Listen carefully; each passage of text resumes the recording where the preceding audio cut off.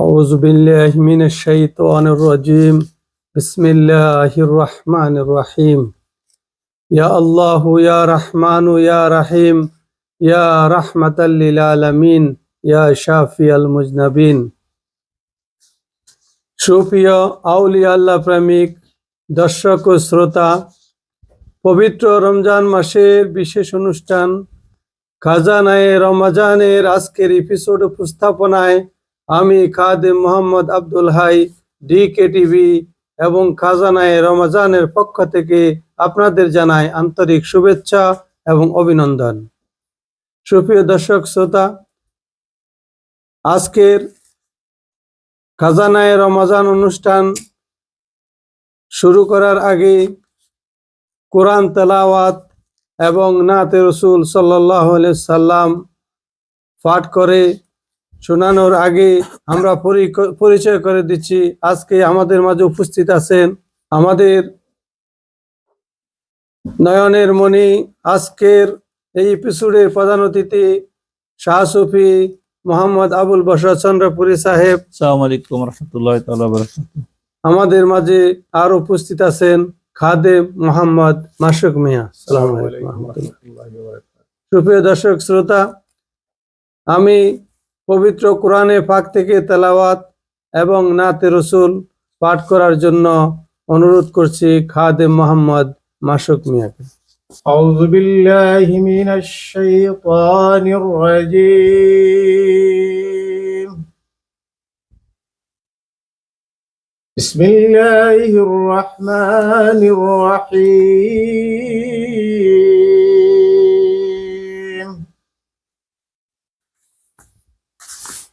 والعصر إن الإنسان لفي خسر إلا الذين آمنوا وعملوا الصالحات وتواصوا بالحق وتواصوا بالصبر.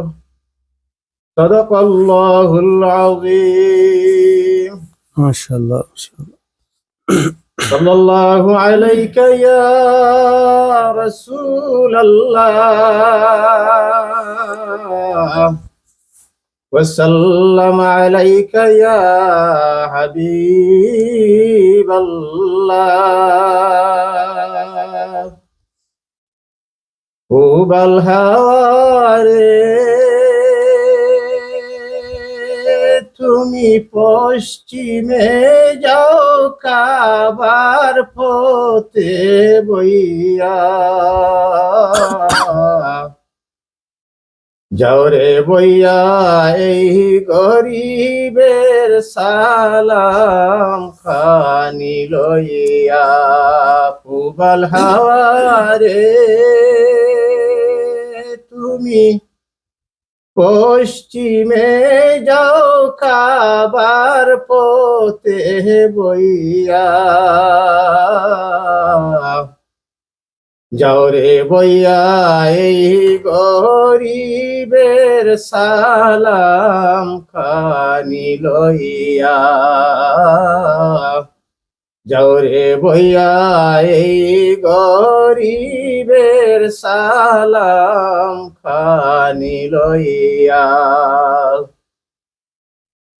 রোজা যে আরতে আমার নাইকু সম্বল বাই,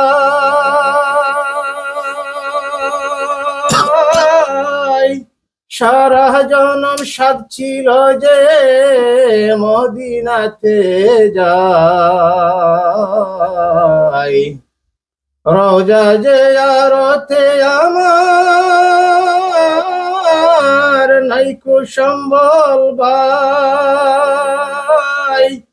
সারা জনম সাধ ছিল যে মদিনাতে যাই। মিটল না সাত দিন গেল মোর, মিটল না সাত দিন গেল মোর, এ দুনিয়ার বুঝা বইয়া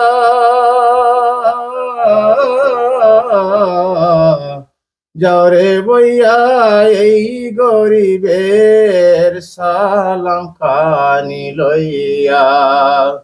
উবাল হাওয়ারে তুমি পশ্চিমে যাও কাবার পথে বইয়া। যাওরে বইয়া এই গরিবের সালাম খানি লইয়া। হযরত আলী মা ফাতেমার মাজার জোতায় আছে, আমার সালাম পৌঁছাই দিও তাদের পায়ের কাছে। মা ফাতেমা হযরত আলীর মাজার জোতায় আছে, আমার সালাম পৌঁছাই দিও তাদের পায়ের কাছে। কাবায় মুনাজাত করিও, কাবায় মুনাজাত করিও, আমার কথা কইয়া। যাওরে বইয়া এই গরিবের সালাম খানি লইয়া। উবাল হাওয়ারে তুমি পশ্চিমে যাও কাবার পথে বইয়া। যাওরে বইয়া এই গরিবের সালাম খানি লইয়া। তোমার চোখের পানির সাথে নাওরে আমার চোখের পানি, যাওরে লইয়া এই নিরাশের দীর্ঘ নিঃশ্বাস খানি। তোমার চোখের পানির সাথে নাওরে আমার চোখের পানি, যাওরে লইয়া এই নিরাশের দীর্ঘ নিঃশ্বাস খানি। নবীজির রওজায় কাঁদিও, নবীজির রওজায় কাঁদিও, আমার কথা কইয়া। যাওরে বইয়া এই গরিবের সালাম খানি লইয়া। উবাল হাওয়ারে তুমি পশ্চিমে যাও কাবার পথে বইয়া। যাওরে বইয়া এই গরিবের সালাম খানি লইয়া। যাওরে বইয়া এই গরিবের সালাম খানি লইয়া। মাশাআল্লাহ, তাবারাকাল্লাহ। আসসালাতু ওয়াসসালামু আলাইকা ইয়া রাসূলুল্লাহ, আসসালাতু ওয়াসসালামু আলাইকা ইয়া হাবিবাল্লাহ। ইয়া রব, আমাদেরকে রাসূলুল্লাহ সাল্লাল্লাহু আলাইহি সাল্লামের রওজা জিয়ারত করার তৌফিক দান করো, আমিন। সুপ্রিয় দর্শক ও শ্রোতা, আজকে পবিত্র রমজান মাসের এই বিশেষ অনুষ্ঠানে খাজানায়ে রমজানের আমাদের একটা বিষয়বস্তু অত্যন্ত গুরুত্বপূর্ণ। আজকে দুনিয়ার যেখানে যেদিকে আমরা তাকাই, যুব সমাজ হচ্ছে সবচেয়ে মূল্যবান সময়, এবং এই যুব সমাজের উপরে আজকে দুনিয়ার যেসব খারাপ আসর পড়েছে, যার কারণে যুব সমাজ আজ বিপদের সম্মুখীন। এই যুব সমাজের জন্য রাসূলুল্লাহ সাল্লাল্লাহু আলাইহি সাল্লামের ভবিষ্যৎবাণী, শেষ জামানায় ফিতনা সম্পর্কে রাসূলুল্লাহ সাল্লাল্লাহু আলাইহি সাল্লাম বলে গেছেন, আজকে এই ফিতনা আমাদের যুব সমাজের মধ্যে বেশি প্রসারিত এবং প্রকাশিত হচ্ছে। আজকের যুব সমাজ কেন বিপদগামী, এই বিষয়বস্তুকে সামনে রেখে আমরা আমাদের প্রধান অতিথি শাহ সুফি মোহাম্মদ আবুল বশর চন্দ্রপুরী সাহেবকে এই বিষয়ের উপরে কোরআন এবং হাদিসের ভিত্তিতে বর্তমান সময়ের আলোকে আমাদেরকে আলোচনা করে শোনানোর জন্য অনুরোধ করছি। أعوذ بالله من الشيطان الرجيم بسم الله الرحمن الرحيم الصلاة والسلام عليك يا سيدي يا رسول الله وعلى آلك وأصحابك يا سيدي يا حبيب الله আল্লাহ রাব্বুল আলামিনের শুকর যে আল্লাহ রাব্বুল আলামিন আমাদেরকে আজকে আমাদের বিশেষ প্রোগ্রাম খাজানায়ে রমাদানের এই মাহফিলে আল্লাহ পাক বর্তমান বিশ্ব পরিস্থিতি, আমাদের মানুষ বিভিন্নমুখী এবং আমাদের খাস করে যুব সমাজ যেভাবে আমরা দিন দিন অবনতির দিকে যাচ্ছি, সেই সম্পর্কে আমাদের বুজুর্গানে দিন এবং যেই হাদিস এবং কোরআনের রেফারেন্সের মাধ্যমে কথা বলছেন সেই দিকে আমরা আলোকপাত করবো ইনশাআল্লাহ। আল্লাহ পাক আমাদেরকে রাসূলুল্লাহ সাল্লাল্লাহু আলাইহি ওয়াসাল্লামের পরিপূর্ণ ইত্তেবার মাধ্যমে এবং তার বাণীগুলা নিজে আলোচনা যেগুলা করি সেগুলা এবং আমরা যারা শুনবো তাদেরকে আমল করার তৌফিক দান করুন। আমিন। আল্লাহ পাক আমাদেরকে কোরআনে কারীমের মধ্যে অনেকভাবে আল্লাহ পাক বলছেন যে এই পৃথিবীতে কিয়ামত হবে, এই পৃথিবী কি থেকে একদিন কিয়ামত হবে। একটা সূরা একটা নামে আছে কিয়ামত। বিসমিল্লাহির রহমানির রহিম, লা উকসিমু বিয়াউমিল কিয়ামা ওয়া লা উকসিমু বিন নাফসিল লাওয়ামা আয়াহসাবুল ইনসানু আল্লান নাজমাআল ইযামা। এটা আখের পর্যন্ত সূরা, এটাকে বলা হয় সূরা কিয়ামত। এটা শানে নজুল, এটা বিষয় আলোচনা করতে আমরা যে বিষয় আলোচনা করতেছি জাস্ট আল্লাহ পাক কিয়ামা শব্দ কোরআনে কারীমের মধ্যে আনছেন। আল্লাহ পাক শপথ করে বলতেছেন কিয়ামতের কথা। তার মানে কি আমাদের সামনে কিয়ামত আছে। আর রাসূল সাল্লাল্লাহু আলাইহি ওয়াসাল্লামকে প্রশ্ন করেছে কিয়ামত কবে, তিনি বলছে খুব নজদিক, খুব কাছে। তো আমরা আজকে যে বিষয় আলোচনা করব সেটা হলো যে আমরা বিশেষ করে যুব সমাজ যারা, তারা কেন আজকে আমরা ধ্বংসের মুখোমুখি আছি। এখানে আমরা বুখারী শরীফের কয়েকটা হাদিস আনবো আজকে। বুখারী শরীফ থেকে হাদিস এর উপর আমরা আলোকপাত করবো ইনশাআল্লাহ। এখানে একটা হাদিস আসছে, হাদিসটা এরকম যে হাদিসটার আরবি এবার হলো মুহাম্মদ ইবনে ইউসুফ হাদাসানা সুফিয়ান আন জুবাইর ইবনে আদিয়িন ক্বালা আতাইনা আনাস ইবনে মালিক ফাশাকাউনা ইলাইহি মা নালকা মিনাল হাজ্জাজ فقال اصبروا فإنه لا يأتي عليكم زمان إلا الذي بعده شر منه حتى تلقوا ربكم سمعته من نبيكم صلى الله عليه وسلم। এই হাদিসটা ব্যাপারে আসছে যে এই হাদিসটা হযরত আনাস ইবনে মালিক রাদিয়াল্লাহু তাআলা আনহুর নিকট থেকে, এটা জুবাইর ইবনে আলী রাহমাতুল্লাহ আলাইহি থেকে বর্ণনা করছেন। এটা তিনি বলছেন, এটা আমরা আনাস ইবনে মালিক রাদিয়াল্লাহু তাআলা আনহু গেলাম। হাজ্জাজের যে হাজ্জাজ ছিল তখন নিষ্ঠুর ছিল, উমাইয়া শাসক। তো হাজ্জাজের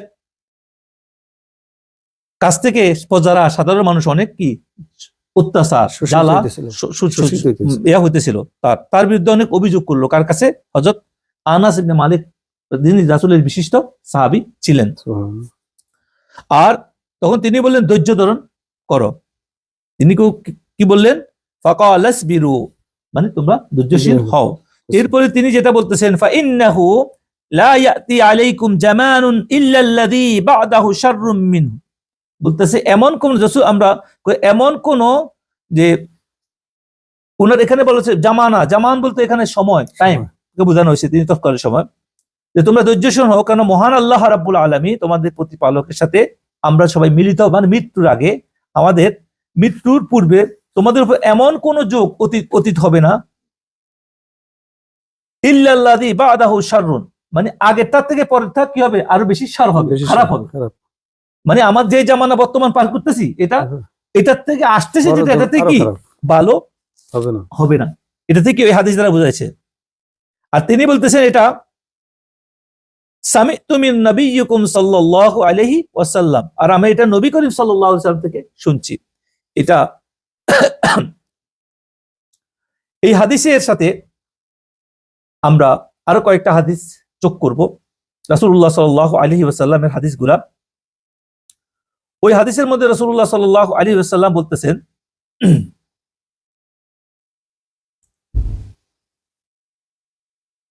এই হাদিসটা আসছে হযরতে উসামা ইবনে যায়েদ রাদিয়াল্লাহু তাআলা আনহু থেকে। হাদিসটার আরবি ইবারত এরকম: আবু নুআইমিন হাদাসানা ইবনু উয়াইনাতা আন জুহরি ওয়া হাদাসানি মাহমুদুন আকবরানা আব্দুর রাজ্জাক আকবরানা মা'মুরুন আন জাহরি আন উরওয়াতা আন আসামা ইবনে যায়েদ আন উসামা ইবনে যায়েদ। এই হাদিসটা কাতে গেছে হযরত উসামা ইবনে যায়েদে, রাসূলের একজন সাহাবী ছিল। উসামা ইবনে যায়েদ রাদিয়াল্লাহু তাআলা আনহুমা, কারণ তার বাবা সাহাবী, তিনিও সাহাবী। ক্বালা আশরাফান নাবিয়্যু সাল্লাল্লাহু আলাইহি ওয়াসাল্লাম আলা উতুমিন মিন আতামিল মাদিনাতি ফাকালা হাল তারাউনা মা আরা ক্বালু লা ক্বালা ফাইন্নী আরাল ফিতানা তাকাউ খিলালাম বুয়ুতিকুম কাওয়াকইল কতরি। আল্লাহু আকবার। রাসূলুল্লাহ সাল্লাল্লাহু আলাইহি ওয়াসাল্লাম বলতেছেন, এটা অনেক লম্বা, এটা প্রথমে হাদিসগুলোর ইবাদত বিভিন্ন কার থেকে রাবি কার থেকে কি আসছে, এইজন্য আরবিতে আমি আবার পড়লাম, কিন্তু এটা মূল হাদিসটা হচ্ছে উসামা ইবনে যায়েদ রাদিয়াল্লাহু তাআলা আনহুমা থেকে আসছে। তিনি বলতেছেন রাসূলুল্লাহ সাল্লাল্লাহু আলাইহি ওয়াসাল্লাম মদিনার টিলা, মানে আমাদের দেশে টিলা কয়, পাহাড় আছে না, পাহাড়, ছোট ছোট পাহাড়ের উপরে একটির উপরে উঠে বললেন, তিনি কি বললেন, ক্বালা আশরাফান নবী সাল্লাল্লাহু আলাইহি সাল্লাম আলা উতুমিন মিন আতামিল মাদিনা, মানে ওটা একটা পাহাড় ছোট যেগুলো, ওটার উপর রাসূল সাল্লাল্লাহু আলাইহি ওয়াসাল্লাম উঠছেন। উঠে সেখান থেকে তিনি কি বললেন, যে তিনি বললেন আমি যা দেখি তোমরা কি তা দেখতে পাও? তিনি বলতে ফাকালা হাল তারাউনা মা আরা, আমি যা দেখতেছি তোমরা কি তা দেখতে পাও? তখন তারা অন্যরা বলল যে ক্বালু লা ক্বালা, তারা বললেন না ইয়া রাসূলুল্লাহ, আমরা তো যাই না। ক্বালা ফাইন্নী আরাল ফিতানা তাকাউল খিলালা বুয়ুতিকুম কাওয়াকইল কতরি, বলতেছে রাসূল বলতেছে আমি দেখতেছি, রাসূল কি বলতেছে, আমি দেখতেছি লি আরা, আমি দেখতেছি, নবী করিম সাল্লাল্লাহু আলাইহি ওয়াসাল্লাম বলতো আমি দেখতে পাচ্ছি যে তোমাদের ঘরগুলোর মধ্যে যে ফিতানা বলছে ফিতনা, তাকাউল খিলালা বুয়ুতিকুম, তোমাদের ঘরগুলোর মধ্যে কি হইতেছে, ঘরগুলোর মধ্যে কি হইতেছে, কাওয়াকইল কতরি, মানে কাতরা কাতরা বলতে কি ফাঁকে ফাঁকে ছোট ছোট কাতরা, বৃষ্টির পানি পড়ে না, ছোট ছোট বৃষ্টির মতো করে ফিতনা কি হইতেছে ঘরগুলার ফাঁকে ফাঁকে, ঘরগুলার ফাঁকে ফাঁকে ইয়া দিয়া পড়তেছে দিচ্ছে। এটা কে বলতেছে? রাসূল। তার মানে হাদিসটার মূল মর্ম কথা কি, কথা বুঝতেছে? হাদিসের মর্ম কথা কি? হাদিসের মর্ম কথা হলো যে এমন জমানা আসতেছে, রাসূল দেখতেছে যে ফিতনা পাহাড় থেকে দেখাচ্ছে বৃষ্টির এর মতো ছোট ছোট মতো এরকম ফাঁকে ফাঁকে ফাঁকে ফাঁকে জমিনে ঘটতেছে। কেমন জমানা আমরা পাস করতেছি, এটার কথা। তাহলে আমরা এখানে একটা হাদিস পড়লাম, কি ফিতনা এগুলা। এরপর আরেকটা হাদিস আসছে, এটা লম্বা হাদিস, হযরতে উম্মে সালমা রাদিয়াল্লাহু তাআলা আম্মা সালামুল্লাহ আলাইহি, ওনার থেকে এই হাদিসটা আসছে যে উম্মে সালমা জাওজান নবী সাল্লাল্লাহু আলাইহি ওয়াসাল্লাম ক্বালাস তাইকাযা রাসূলুল্লাহ সাল্লাল্লাহু আলাইহি ওয়াসাল্লাম লাইলাতান ফাজিআন ইয়াকুলু সুবহানাল্লাহি মাযা আনজালাল্লাহু মিনাল খাযাইনি ওয়া মাযা উনজিলা মিনাল ফিতান মান ইউকিযু সাওয়াহিবুল হুজরাতি ইউরিদু আজওয়াজাহু লিকাই ইউসাল্লিনা রুব্বা কাসিয়াতিন ফিদ দুনিয়া আরিয়াতিন ফিল আখিরা। এখানে আমরা জান হযরতে উম্মে সালমা সালামুল্লাহ আলাইহি থেকে ইয়াটা রওয়ায়াত করছেন রাবি অনেক। তো এখানে তিনি বলতেছিলেন যে রাসূল সাল্লাল্লাহু আলাইহি সাল্লাম জাগছেন, ঘুম থেকে কি যাচ্ছেন। জাগছেন। জাগার পরে তিনি কি করলেন? রাসূলুল্লাহ সাল্লাল্লাহু আলাইহি ওয়াসাল্লাম জাগার পরে যে সুবহানাল্লাহ, রাসূল কি বলতেছেন? সুবহানাল্লাহ মাযা আনজালাল্লাহু মিনাল খাযাইন। এখানে কথাটা আসার আগে এখানে একটা জিনিস আছে যে উম্মে সালমা জাওজান নবী সাল্লাল্লাহু আলাইহি ওয়াসাল্লাম ক্বালাত আস্তাইকাযা রাসূলুল্লাহ সাল্লাল্লাহু আলাইহি ওয়াসাল্লাম লাইলাতান ফাদিগান। বলতে রাসূলুল্লাহ সাল্লাল্লাহু আলাইহি ওয়াসাল্লাম ঘুম থেকে উঠার পরে একটু মনে হইতেছিল যে উনি একটু, মানে এটা বলা যাবে রাসূল ভীত, মানে ভীত সন্তুষ্ট, যে কোনো ভয়, কোনো কিছুর ভয় করতেছিল রাসূল সাল্লাল্লাহু আলাইহি ওয়াসাল্লাম উম্মতের জন্য, আমাদের জন্য একটা পেরেশানির মধ্যে ছিলেন রাসূলুল্লাহ সাল্লাল্লাহু আলাইহি ওয়াসাল্লাম। এরপর রাসূল সাল্লাল্লাহু আলাইহি ওয়াসাল্লাম সুবহানাল্লাহ, আল্লাহ রাব্বুল আলামিন আমাকে এই মুহূর্তে কতই না খাজানা দিচ্ছেন। এরপর আবার বলতেছে কি করতেছে, খাজানার সাথে তার কি করছে, আবার কতই না ফিতনা অবতীর্ণ হয়েছে। প্রথমে বলছে কি যে আল্লাহ রাসূল বলতেছে সুবহানাল্লাহ মাযা আনজালাল্লাহু মিনাল খাযাইন, আবার ওয়া মাযা উনজিলা মিনাল ফিতান। দুঃখের খবর হলো বলতেছে যে অনেক সম্পদও আসছে, খাজানা আসছে, আর সাথে সাথে কি হয়েছে, আজকে এখান থেকে খাজানা, আমাদের এখানে খাজাইন রমজান, এখানে আরবি আবার একটা বললাম যে এটা খাজাইন বলছে, এখানে হাদিসের ভাষা আসছে খাজা, আরবি ভাষায় খাজাইন বলে, খাজানা মানে ধন সম্পদ, অর্থ উপদিয়াতে আসছে। তো এখানে বলতেছে অনেক ফিতনাও পৃথিবীতে অবতীর্ণ হয়েছে, হয়েছে। অবতীর্ণ হয়েছে। এখন তিনি বলতেছেন কি আছে, খুচরাবাসীদেরকে, মানে যারা ওনার ঘরে আম্মাদানরা ছিল, অন্যান্য লোকেরা ছিল, ওদেরকে ডাকতে বলছেন। ডাকার পরে বলছে এরা যেন উঠে, এটা কি করে যেন উঠে, আর রাসূলুল্লাহ সাল্লাল্লাহু আলাইহি ওয়াসাল্লাম বলতেছে যে এরা যেন উঠে নামাজ আদায় করে, অধিকারে আল্লাহ নামাজ আদায় করে। এবং ওই তিনি আম্মাজানদের উদ্দেশ্যে, হুজ্জাবাসীর উদ্দেশ্য করে বলতেছিলেন যে পৃথিবীতে এমন মানুষ বস্ত্র পরিহিত অবস্থায় আছে, কাল হাসরের ময়দানে তারা কি হবে, বস্ত্রহীন অবস্থায় উঠবে। তো আমরা আর লম্বা হাদিসের দিকে যাবো না, আমি জাস্ট কয়েকটা জিনিস, এগুলো হাদিসগুলো আনছি, কারণ কয়টা হাদিস আনছি, 3টা হাদিস আমরা আনছি আখিরি জামানার এই ফিতনা সম্পর্কে, শেষ জামানার ফিতনা, যুব সমাজের অবস্থার উপরে। যেই এটা ছিল প্রশ্নটা কি ছিল, যুব সমাজ আজ বিপদগামী, যুব সমাজ ফিতনার মধ্যে পড়ে গেছে, ফিতনার মধ্যে পড়ছে কেন, এটার উপর প্রশ্নটা ছিল। আলহামদুলিল্লাহ আমরা দেখতে পারতেছি এই হাদিস দ্বারা প্রমাণিত যে আমরা চাইলেও এক যুগের পরে পরবর্তী যুগকে আমরা চাইলেও আগের মতো আর ফিরে নিতে পারবো না। রাসূল সাল্লাল্লাহু আলাইহি ওয়াসাল্লামের জামানা, সাহাবীদের জামানা, তাবেঈনদের জামানা, এটা এক না। তাবেঈনের জামানা কি, রাসূল বলেছে আমার পরে 3 জামানা সর্বশ্রেষ্ঠ, এরপরে জামানা একটা খালি ফিতনাই বাড়বে। আর রাসূল নিজে বলতেছে পাহাড়ের উপর থেকে, তো আমি যা দেখি তোমরা তা দেখো। সাহাবা বলে ইয়া রাসূল আমরা তো কিছু দেখি না। বলতেছে আমি দেখতেছি ফিতনা বৃষ্টির ফোঁটার মতো জমানে ঘরের ফাঁকে ফাঁকে আসতেছে। তার মানে কি আমরা এমন এক জমানায় বাস করতেছি, আখেরি জমানা, অনেক হাদিস আছে, এমন এক জমানা বাস করতেছি, খুরুজের জমানা, খুনাখুনির জমানা, কাতালের জমানা, আরো অনেক হাদিস আসছে। এই জমানায় আমাদের যুব সমাজ আজকে ধ্বংস হওয়ার মূল কারণ কি, বলছে না খাজানা আসছে, খাজানার সাথে ফিতনা আসতেছে। রাসূল সাল্লাল্লাহু আলাইহি ওয়াসাল্লাম আমরা নিলাম কেন, এখন বর্তমান সময় সম্পদ আসছে, প্রচুর সম্পদ পৃথিবীতে আসতেছে। আমরা যা সম্পদ আমরা কাকে মনে করি, মানুষ মনে করি সম্পদ মনে করি, আমরা টাকা পয়সা, ধন সম্পদ, ক্ষমতা, পাওয়ার, এগুলাকে আমরা সম্পদ মনে করি। আর এটাই আজকে আমাদের যুব সমাজকে প্রতি মুহূর্তে তাদেরকে আজকে এসে শিক্ষা দেওয়া হচ্ছে। তাদেরকে কি শিক্ষা দেওয়া হচ্ছে আজকে, আমাদেরকে কি শিক্ষা দেওয়া হচ্ছে আজকে? প্রথম শিক্ষা দেওয়া হচ্ছে এলেম নামে তাদেরকে কিভাবে দুনিয়াতে প্রতিযোগিতা করি, রাতারাতি সম্পদশালী হওয়া যায়, দুনিয়াদার হওয়া যায়, সেটা আজকে সবাইকে শিক্ষা দেয়। আজকে ওয়েস্টার্ন ওয়ার্ল্ড, আজকে আমাদের সমাজ, সব জায়গায় একই শিক্ষা। সেটা কি ভোকেশনাল, প্রফেশনাল যে শিক্ষা, সেটা কি, সেটা হলো দুনিয়ায় কিভাবে কামাইতে পারি, কে কার থেকে বেশি কামাইতে পারি। আমি যদি একটা বিষয়ে পারদর্শী ইঞ্জিনিয়ার হই, আমার থেকে আরো ভালো ইঞ্জিনিয়ার ওর থেকে হওয়ার জন্য আর কোনো প্রতিযোগিতা করতেছে। মূল উদ্দেশ্য কি, সবার মূল উদ্দেশ্য একটাই, সেটা হলো দুনিয়াতে ভালো থাকা, ভালো করা। আমি যদি ভালো কামাইতে পারি, একটা রাষ্ট্র ওদেরকে সহযোগিতা করতেছে, একটা সমাজ, ইউরোপিয়ান রাষ্ট্রগুলো, আমরা যারা ইউকে থাকি, আমেরিকা থাকি, তারা রাষ্ট্রে ওই ব্রেন গুলাকে সহযোগিতা করতেছে, যে ব্রেন গুলা প্রফেশনাল, বর্তমান যে টেকনোলজি শিক্ষা, সেটার উপরে যত বেশি গুরুত্ব দিতে পারতেছে, টাকা পয়সা কামানোর ভাবে, তত বেশি তারা ইয়ে করতেছে। এখন আমাদেরকে বুঝতে হবে যে এই শিক্ষা আমাদের নৈতিকতা থেকে আমাদের কি করতেছে, দূরে সরাই দিচ্ছে, নৈতিকতা আমাদেরকে দূরে সরাই দিচ্ছে। এই জন্য কয়েকটা জিনিস আমি এখন বলবো, সেখানে হইলো শিক্ষা কাকে বলে। শিক্ষা হইলো আমার ভিতরে যে দোষগুলা, আমার ভিতরে যে সামাজিক অবক্ষয়গুলা, সেগুলোর সম্পর্কে জানা। আর সেই জন্য আমাদের পারিবারিক শিক্ষা যদি সঠিক শিক্ষা না হয়, ট্রেডিশনাল শিক্ষা, সামাজিক শিক্ষা যদি সঠিক না হয়, তো তাহলে আমরা একটা সন্তানকে আমরা সেই পথে শিক্ষা না দেওয়ার কারণে সন্তান আজকে বড় হচ্ছে, কোন শিক্ষা পাচ্ছে, ওই শিক্ষাই পাচ্ছে যে শিক্ষা দ্বারা সে রাতারাতি সম্পদশালী হতে পারে, সে তাড়াতাড়ি তার বিজনেস সবার ঊর্ধ্বে উঠতে পারবে, সে তার পরিবার সমাজে সে সবার কাছে দেখাইতে পারবে আমি সবচেয়ে বেশি সম্পদশালী। আজকে যুব সমাজ যে ধ্বংসের মূল কারণ সেটা হলো কি, আমাদের যে কালচারাল সামাজিক ধর্মীয় যে একটা ভাব গম্ভীর্য, একটা ট্রেডিশন, একটা শিক্ষা, সেটা কি ছিল? সেটা ছিল পারিবারিক শিক্ষা, সামাজিক শিক্ষা, ধর্মীয় শিক্ষা ছিল কি একটা মানুষকে ওই জ্ঞান দেওয়া কোনটা অন্যায়, কোনটা ন্যায়, কোনটা ভালো, কোনটা খারাপ, কোনটা মন্দ, কোনটা ভালো, সেই শিক্ষা দেওয়াই ছিল পারিবারিক ট্রেডিশন, এলেম হাসিল করার মূল উদ্দেশ্য।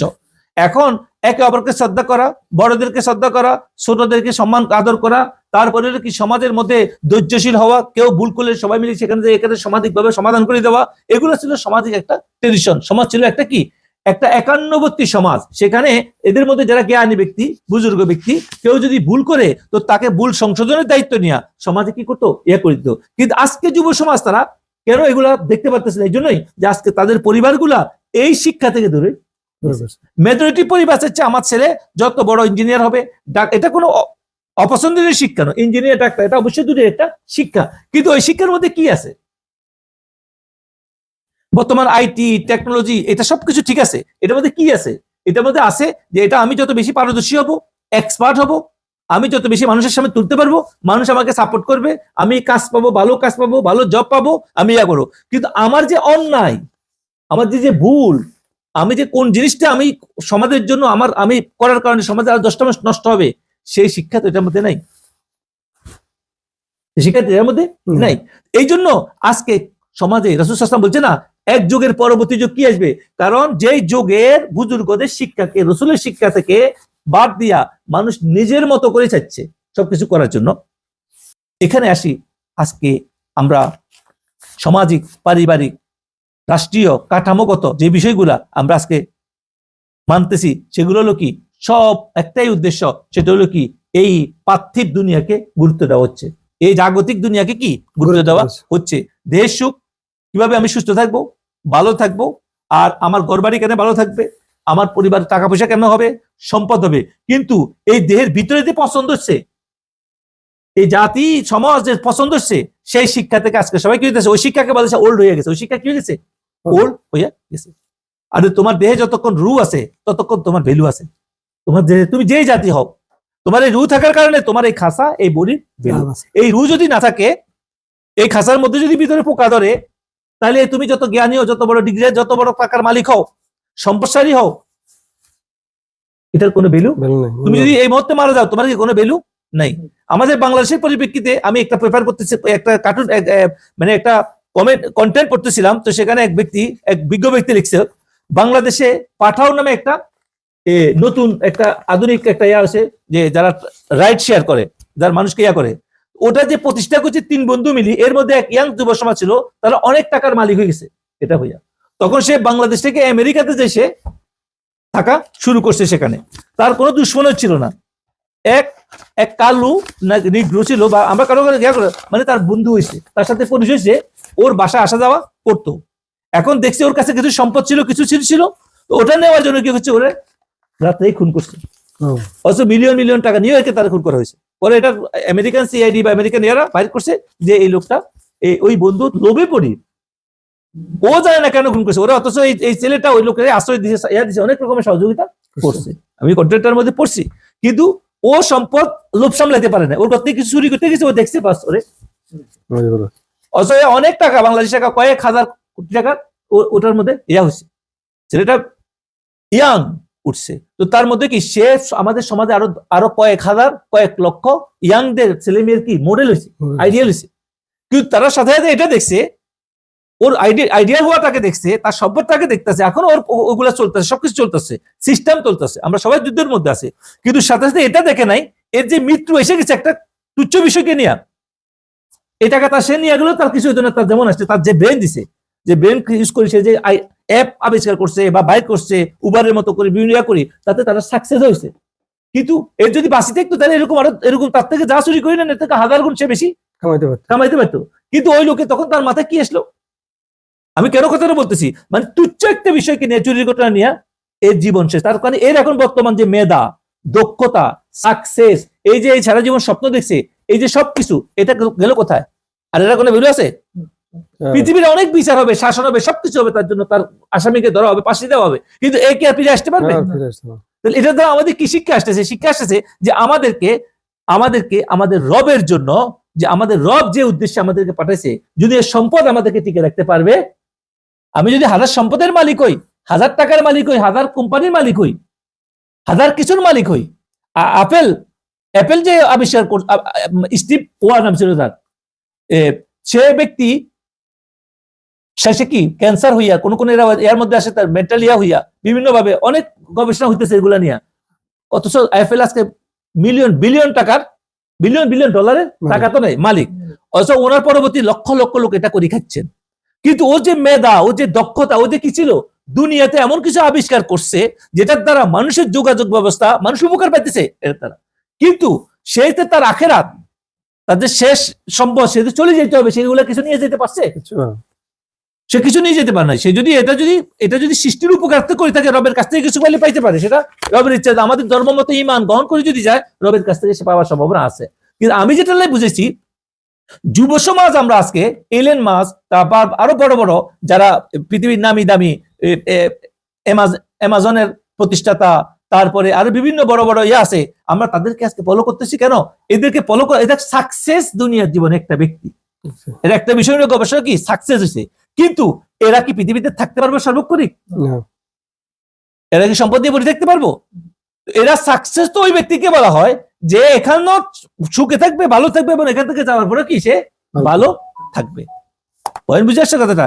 এই জন্য আমরা আজকে যে কিছু আসছে ফেতনা, এখন যেটা যাচ্ছে, এর পরবর্তীতে আরো বড় ফেতনা আসতেছে। তোমরা যারা আজকে মনে করতেছো যে আমাদের সময়টা খারাপ যেতেছে, এটা খারাপ, ওটা খারাপ, না। রাসূল সাল্লাল্লাহু আলাইহি ওয়াসাল্লামের সাহাবী হযরত আনাস রাদিয়াল্লাহু আনহু, তোমরা ধৈর্যশীল হও, এক যুগে যেটা চলতেছে এরপরেটা আরো খারাপ আসতেছে, এরপরটা কি আরো খারাপ আসছে। তাহলে কি করতে হবে তোমাদের? কোন হাদিসের মধ্যে আছে, আমরা তো এক একটা পদ্ধতি অনেক করে আছে, বলছে তোমরা এই যুগে নিজের মুখকে কন্ট্রোল করো। তোমরা কি করো? নিজের মুখকে কন্ট্রোল করো, কমেন্ট করা থেকে নিজেকে ওই জ্ঞানী করো, যেই জ্ঞান তোমাকে ওই ভালো খারাপ সঙ্গ নির্ধারণে সাহায্য করবে। আজকে আমরা আমাদের বাংলা ভাষায় হুজুক বলে, মানে যে একটা কথা বলছে এটা সত্য মিথ্যা যাচাই না করি, যদি সে আমার পক্ষের হয় তাহলে আমি সাথে সাথে ওটাকে ফেসবুকে বিভিন্ন ইয়াতে আমরা শেয়ার করা শুরু করে দিই। দেখা গেছে ঘটনাটা কতটুকু সত্য সেটাও আমরা জানি না, বাস্তবতা জানি না, একটা পরিস্থিতি শিকার কিনা সেটাও আমরা জানি না। এখন বর্তমান যে সময়, সেখানে সবকিছু ইজি করে দিচ্ছে তারা টেকনোলজির সাহায্যে। সবাইকে কেউ মিথ্যা কথা বলতেছে, কেউ কামাইতেছে, স্বপ্ন দেখাচ্ছে রাতারাতি কোটিপতি হওয়া যায়, স্বপ্ন দেখাচ্ছে, আবার কেউ এটার পিছনে কেউ সর্বোচ্চ হারাচ্ছে। ঠিক আছে? আজকে মেয়েরা, ছেলেরা সংসার করতে পারতেছে না, কেন? সবাই আজকে স্বপ্ন দেখতেছে রাতারাতি আমি কিছু করব, ধৈর্যের সহিত একটা কিছু করবো। তো এখন কি হইতেছে? তাহলে এই যে দুনিয়া কামানোর শিক্ষা, একটা মাকে, একটা বাচ্চাকে, একটা সন্তানকে ঘর থেকে বাইর করে দিচ্ছে, সে তার সকাল থেকে বিকাল পর্যন্ত স্বামীও কামাচ্ছে, স্ত্রীও। আজকে একটা ছেলে, একটা মেয়ে ইউনিভার্সিটি কলেজে পড়ার মূল উদ্দেশ্য হইলো সে যত রাতারাতি সে নিজের পায়ে দাঁড়াতে পারে।